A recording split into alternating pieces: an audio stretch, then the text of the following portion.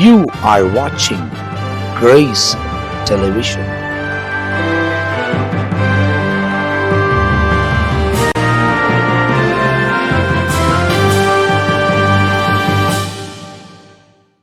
கர்த்தருக்குள் அன்பானவர்களே, ஆண்டவர் இயேசுவின் நாமத்தில் வாழ்த்துக்கள்.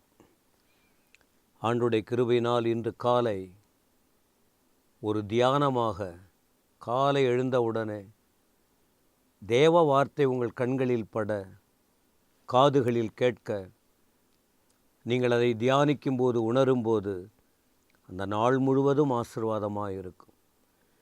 எவ்வளோ மனிதர்களை பார்க்கிறோம், சத்தங்களை கேட்கிறோம்.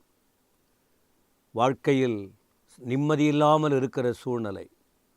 கொஞ்சம் கவனம் வைத்து என் ஆண்டுடைய வார்த்தையை நீங்கள் ஒவ்வொரு நாளும் கேட்கும்போது ஒரே ஒரு வார்த்தை போதும் உங்கள் வாழ்க்கையின் மாற்றத்துக்கு, பலனுக்கு, விடுதலைக்கு, சமாதானம் பெறுவதற்கு, தைரியமாய் இந்த உலகத்தில் வாழ்வதற்கு என் ஆண்டுடைய வார்த்தை உங்களுக்கு போதுமானதாக இருக்கிறது. இன்றைக்கும் வேதத்தில் ஒரு வசனத்தை உங்களுக்கு நான் குறிப்பிட விரும்புகிறேன். எசேக்கியேல் தீர்க்க தரிசன புஸ்தகம் 47ஆம் அதிகாரம் வசனம் 8-9. அவர் என்னை நோக்கி, இந்த தண்ணீர் கிழக்கு தேசத்துக்கு புறப்பட்டு போய் வனாந்தர வழியாய் ஓடி கடலில் விழும். இது கடலில் பாய்ந்து விழுந்த பின்பு அதன் தண்ணீர் ஆரோக்கியமாகும்.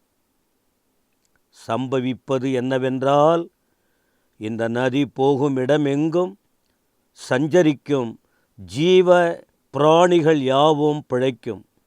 இந்த தண்ணீர் அங்கே வந்தபடியினால் வெகு ஏராளமான மச்சங்களும் உண்டாயிருக்கும். இந்த நதி போகும் இடமெங்கும் உள்ள யாவும் ஆரோக்கியப்பட்டு பிழைக்கும் என்பதாக நாம் இந்த இடத்தில் ஒரு வசனத்தை படித்தோம். இது என்ன சொல்லுதுன்னு சொன்னால், ஒரு தண்ணீர் நிறைந்த நதி, அதில் ஆரோக்கியம் வருகிறதா. தண்ணீர் நிறைந்த நதி, ஆரோக்கியம். இது மேலோட்டமாக படிக்கும்போதே, விசுவாசிக்கும்போது நமக்கு ஆசீர்வாதம்தான். இதில் ஆவிக்குரிய தன்மைகள் அடங்கி இருக்கிறது. எசேக்கியேல் ஒரு பெரிய தீர்க்கதரிசி. அவருக்கு அநேக வெளிப்பாடுகளை ஆண்டவர் கற்றுக் கொடுத்தார். ஆலயத்தை குறித்தும், ஆலயத்தின் வாசலை குறித்தும், கிழக்கு, மேற்கு, வடக்கு, தெற்குன்னு இப்படி பல காரியங்களை சொல்லி, ஒரு தண்ணீரை பற்றி சொல்லும்போது 3ஆம் வசனத்தில் ஒரு புருஷன் கையிலே நூலை பிடித்து கொண்டான். கிழக்கு ஒரு அளவு அளக்கப்படுகிறது.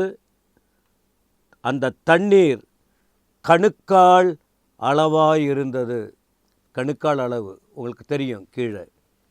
இதை ஆவிக்குரிய அர்த்தத்தை நான் சொல்ல விரும்பலை, ஆனால் நீங்கள் அதை பாருங்கள். கணுக்கால் ஒரு அளவுக்கு தண்ணி இருக்குது. அடுத்த வசனம் ஒரு குறிப்பிட்ட 1000 முழம் அளக்கிறார். என்னை தண்ணீரை கடக்க பண்ணினார். அது முழங்கால் அளவு.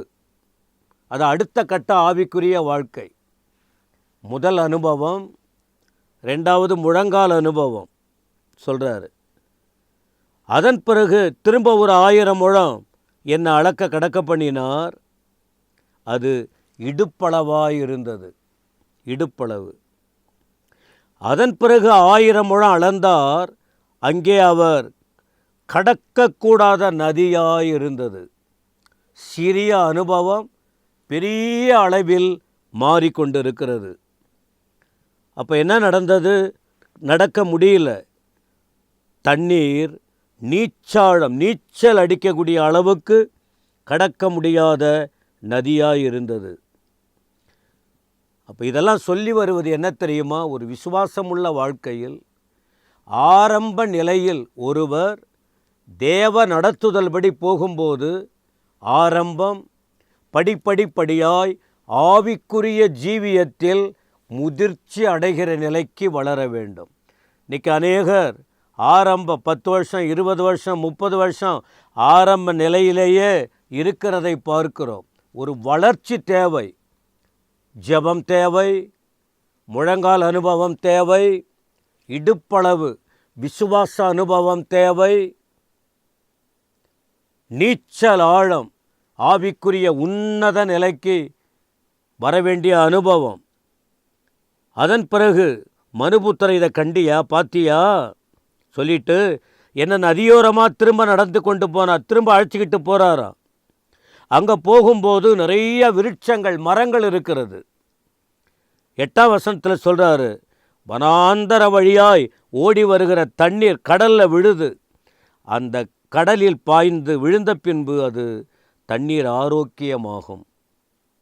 சம்பவிப்பது என்னவென்றால், இந்த நதி போகும் இடமெங்கும் சஞ்சரிக்கும் ஜீவராசிகள் பிழைக்கும்.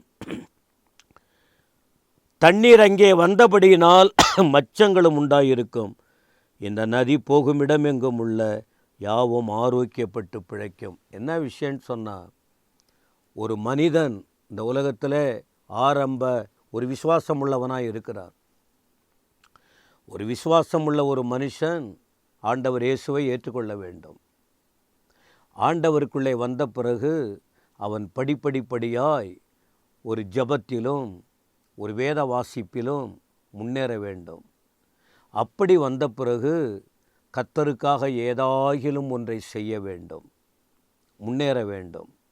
அப்படி வளர்ந்து வரும்போது இதை நடத்துகிறவர் தேவன். தேவனுடைய எல்லைக்குள், தேவனுடைய பிரசன்னத்துக்குள் ஒரு மனுஷன் வரும்போது அவனை கரம்பிடித்து நடத்துகிறார், நடக்கும் வழியை காட்டுகிறார், அநேக விஷயத்தை கற்றுக் கொடுக்கிறார். அப்போ ஒவ்வொரு மனுஷனை குறித்தும் தேவன் பெரிய நோக்கம் வைத்திருக்கிறார். அந்த நோக்கத்தின் அடிப்படையில் போகும்போது, நாள் வரும்போது, எப்படி ஒரு செடியை வைக்கிறோம், ஒரே நேரத்தில் அது கனி கொடுக்கறதில்ல. அதை வைத்து தண்ணீர் ஊற்றி களைகளை பிடுங்கி அதை பாதுகாப்பாய் வைத்து ஒரு குறிப்பிட்ட நாள் வந்தபோது அது எப்படி கனி கொடுக்கிறதோ அதே போல ஒரு மனிதனுடைய வாழ்க்கையை ஆண்டவர் நடத்துகிறார். அப்படி நடத்தும்போது கடைசியாக சொல்கிறார், இந்த வார்த்தை இதை வியாக்கியானம் பண்ணும்போது பரிசுத்தவான்களும் எல்லாரும் சொல்லும்போது பரிசுத்த ஆவியானவரை குறித்து சொல்லப்படுகிற ஒரு காரியம். இதை யோவான் 7ஆம் அதிகாரத்திலும் பார்க்க முடியும். அங்கே இதை ஒட்டியதான வார்த்தைகள் அங்கே காணப்படுகிறது.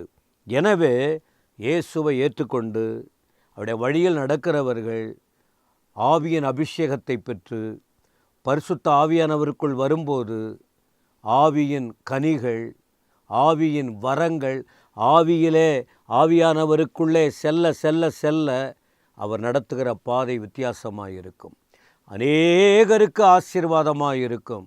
எனவே நாம் செய்ய வேண்டிய காரியம், நான் வெறுமையான பாத்திரம் என்று ஒப்பு கொடுக்க வேண்டும்.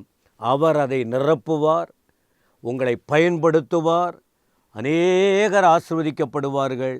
இதுதான் தேவனுடைய நோக்கம். எனவே ஒரே நிலையில் உங்கள் வாழ்க்கை இருக்கக்கூடாது. படிப்படியாய் வளர முன்னேற அநேகருக்கு ஆசீர்வாதமாய் எங்களை மாற்றும் என்று சொல்லுங்கள். தேவன் உங்களை பயன்படுத்தி உங்கள் சபையை வளர வைப்பார், உங்கள் குடும்பத்தை கட்டி எழுப்புவார், உங்கள் தரிசனத்தில் கிரியை செய்வார். நீங்கள் அநேகருக்கு ஆசீர்வாதமாய் மாறுவீர்கள். ஆவியானவர் உங்களை வழிநடத்த இந்த மாதத்தில் போதுமானவராய் இருக்கிறார். பரலோக பிதாவே, துதிக்கிறோம். பரிசுத்த ஆவியானவராகிய நதி எங்கெல்லாம் புறப்படுகிறதோ, யாருக்குள்ளெல்லாம் இருக்கிறதோ அவர்கள் வல்லமையாய் பயன்படுத்தப்பட முடியும், அநேகருக்கு ஆசீர்வாதமாய் இருக்க முடியும். இந்த வார்த்தையின்படி எல்லாரையும் பயன்படுத்துங்க. நம்பிக்கை பெருகட்டும். ஆரம்ப நிலையிலேயே யாரும் இருந்துவிடக்கூடாது. படிப்படியாய் முன்னேறி உச்ச நிலைக்கு வர உன்னத கிருபைகளை பெற்று வாழ கிருபைதாரும். எல்லாரையும் ஆசீர்வதிங்க. உமக்கு ஸ்தோத்திரம். இயேசுவின் நாமத்தில் பிதாவே, ஆமேன், ஆமேன்.